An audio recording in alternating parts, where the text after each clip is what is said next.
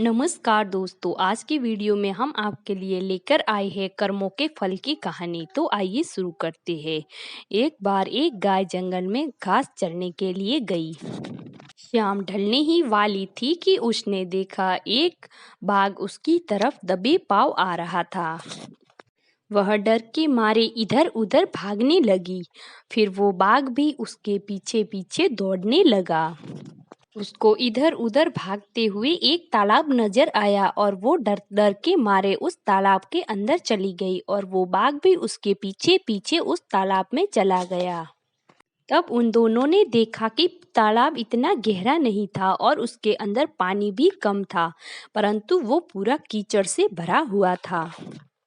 वह गाय पानी में धीरे धीरे उस कीचड़ में धंसने लगी और वो बाघ भी उसके पास होते हुए भी कुछ नहीं कर पा रहा था और वो भी धीरे धीरे उस कीचड़ में धंसने लगा। उन दोनों के बीच दूरी बहुत कम हो गई थी, परंतु वो दोनों कुछ भी नहीं कर पा रहे थे। वो दोनों करीब करीब गर्दन तक पानी के अंदर धंस गए थे और वो एक दूसरे को छू भी नहीं पा रहे थे और बाघ गाय के इतना करीब होकर भी उसे नहीं खा पा रहा था और नहीं पकड़ पा रहा था। थोड़ी देर बाद उस गाय ने बाघ से पूछा, क्या कोई तुम्हारा गुरु या मालिक है? फिर गाय की बात सुनकर बाघ ने घुर्राते हुए कहा, मैं तो इस जंगल का राजा हूँ, मेरा भला कौन मालिक या कोई सेठ हो सकता है? मैं खुद पूरे जंगल का मालिक हूँ। फिर गाय ने कहा, लेकिन तुम्हारी उस शक्ति का यहाँ क्या उपयोग है?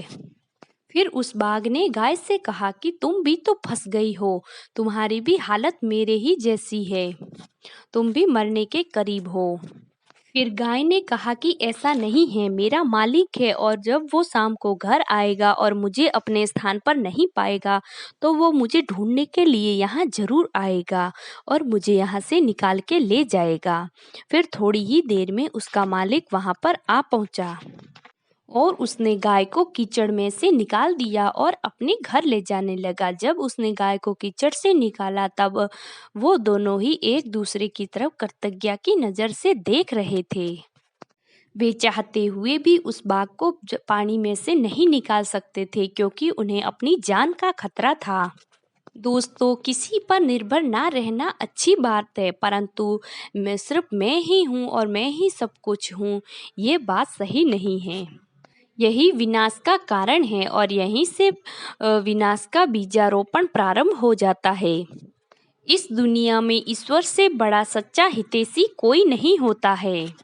ईश्वर ही है जो सर्वत्र रहकर हम सबकी अलग अलग रूप में मदद करते हैं। दोस्तों, इस वीडियो में गाय समर्पण का प्रतीक है और बाघ अहंकार का और गाय का मालिक ईश्वर का प्रतीक है। दोस्तों, कैसी लगी आपको आज की ये हमारी कहानी? ऐसी ही और कहानियाँ देखने के लिए हमारे चैनल को लाइक, शेयर और सब्सक्राइब जरूर कर दीजिएगा। धन्यवाद।